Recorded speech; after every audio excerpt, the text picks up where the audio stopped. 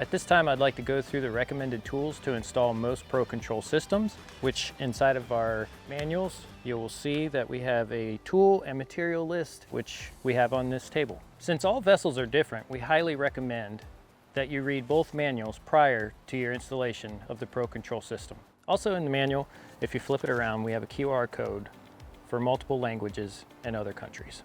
Within that list of tools, we have an electric drill, we have a tape measure, we have a 3/16 and 7/16 drill bits within this kit here.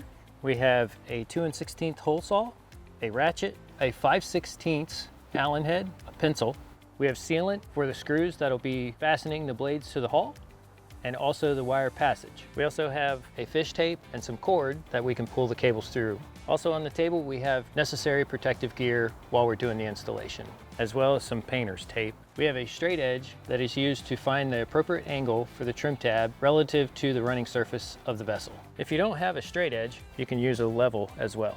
We also have additional tools that are not listed in the manual that make the job go a little bit easier. We have a universal joint that can make the installation easier when we're working within pockets. We have a set of cutters to trim wires if needed. We have a set of strippers, and we have a set of heavy duty crimpers as well.